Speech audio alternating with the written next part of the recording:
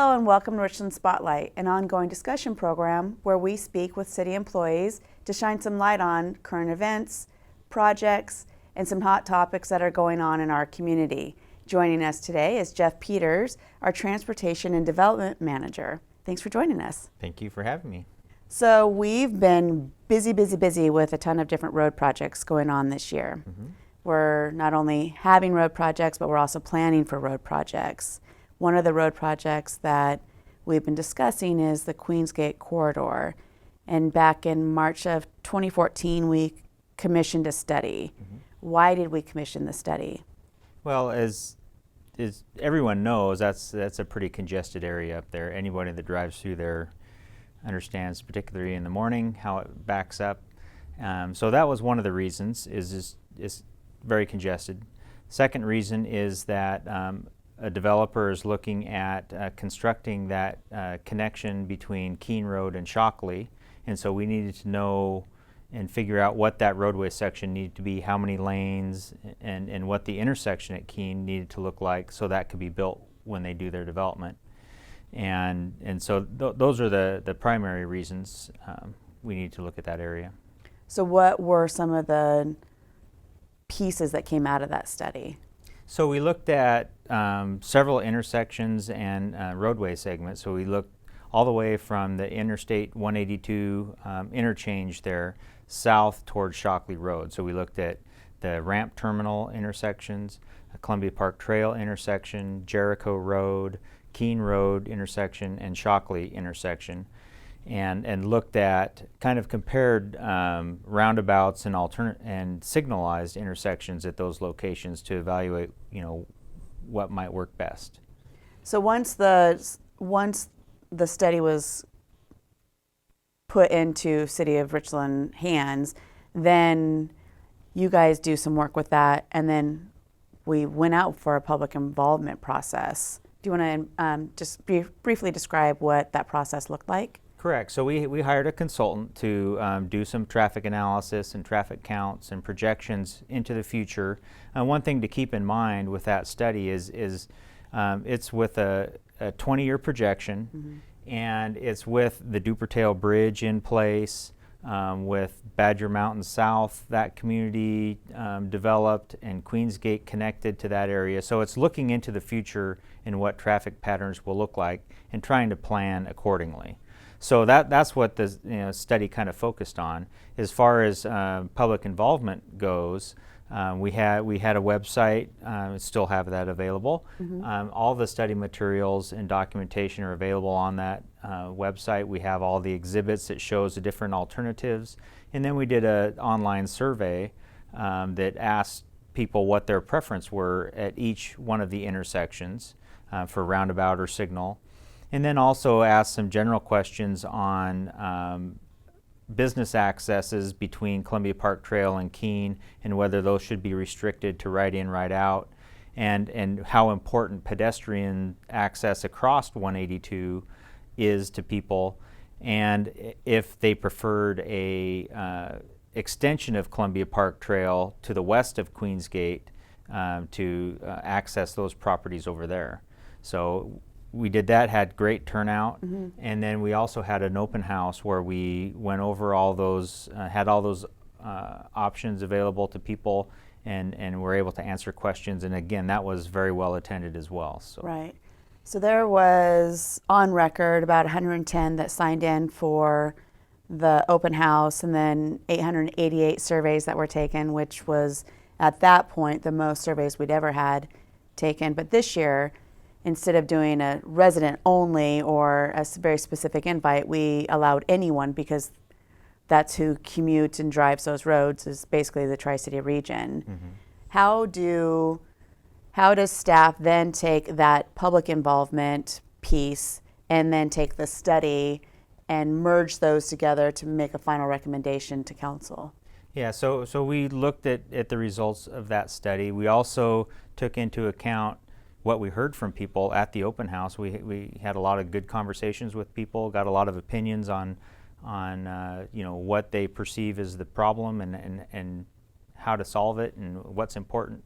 So we take all that into account, look at the traffic and look at the costs and look at those things and just make a determination on what really is the best solution for each one of those intersections.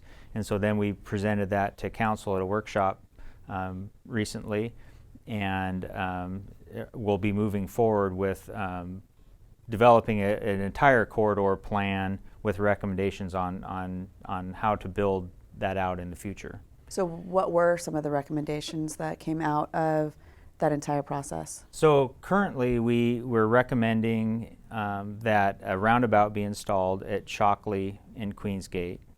And the public, that was their preferred solution at that location as well. A signalized intersection at Keene and Queensgate, which was also preferred by the public overwhelmingly. Jericho Road we're recommending Jericho Road be limited to right in, right out only, and that was also highlighted in the survey is being recommended. And then we're currently have more work to do at Columbia Park Trail and at the I-182 eastbound ramp terminals, because the public surveys showed about just a little over half preferred a signalized intersection there over a roundabout, and they preferred a signalized intersection at the ramp terminals, but WashDOT has kind of leaned towards a roundabout there. And so we did some additional analysis to see how those would work together and how traffic would work, because we didn't take that into account in the original study. And so we've got to evaluate that information, which we've just recently received, and we need to talk to the DOT because they have jurisdiction over the ramp terminals, and work that out and determine what the best solution is at that location. So how does that work? Do they have full access of that intersection, or just up to Queensgate? Who's responsible for that location of the on-ramp and off-ramp? Yeah, that is under the DOT's jurisdiction. So that's within their access control. They have final approval of anything that happens with that intersection, with that ramp terminal. So we definitely work together with them and are able to provide our input and our analysis, and they review that, and we'll just work together on figuring out what they'll approve, and what's the best solution there.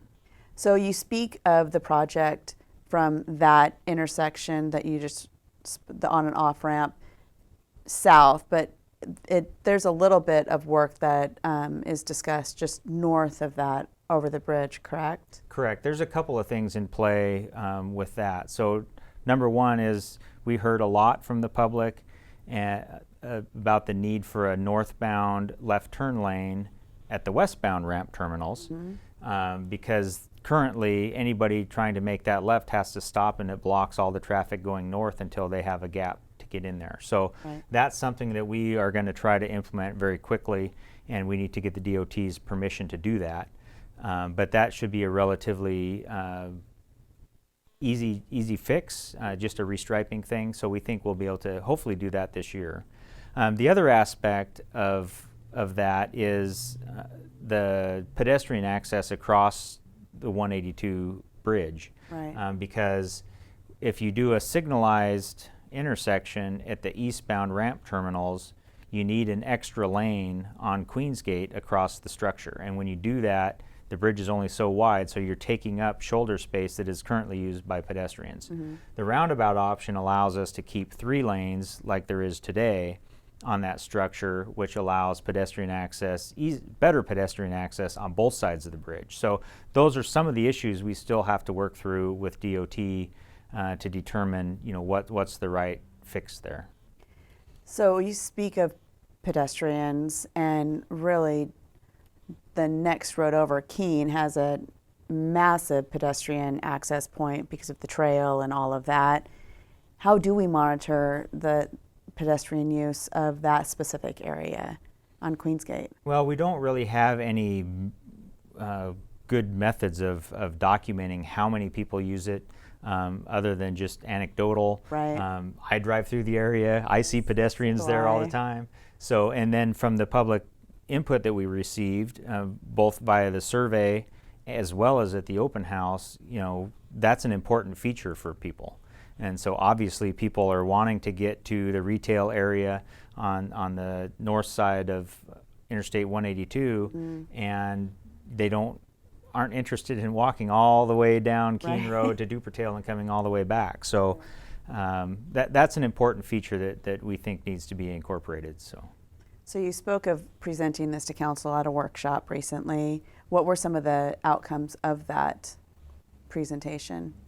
Well, I think they generally concurred with our recommendations so far at the intersections that we know kind of what we can do. And they also agreed that we should continue to work with DOT and figure out the intersections at Columbia Park Trail and the ramp terminals. And then we'll be going back to them once we get all that ironed out with a whole corridor plan of this is what we think the corridor should look like, and then they will adopt that, plan, whether they agree to that or want to change it or whatever, they'll adopt a corridor plan for that area. So what does the timeline look like, not only for the development of the finalized corridor plan, but as well as the funding and then ultimately construction? So this summer we'll be working with the DOT and figuring out a recommendation for Columbia Park Trail and the eastbound ramps. We'll also be furthering cost estimates and that sort of thing, and trying to identify what's a good project to do at that location. So that's kind of the timeline. We plan on taking that corridor plan to council later this fall or this winter to get approval on the whole corridor. Meanwhile, we'll also be looking at specific projects that we can build and applying for grants for those projects in this next grant cycle coming up, and trying to identify funding to get some of those projects done. Obviously, the northbound left turn lane, like I said before, is something that we think we can do right away. Right. But the other projects are looking to be a bit, they're more expensive than what we have funding available for. So we'll have to get some grant money and that sort of thing to do those. So how do you evaluate? Is it low-hanging fruit, the cheapest gets done first, or is it a combination of cost as well as the most impact? Which ones? It's kind of a combination. The northbound left turn is kind of a low-hanging fruit opportunity. It doesn't solve the congestion problem. It deals with one specific problem, but it's pretty easy to do and low cost. Our next priority is really the eastbound ramp terminals, because that's the key choke point to the whole area.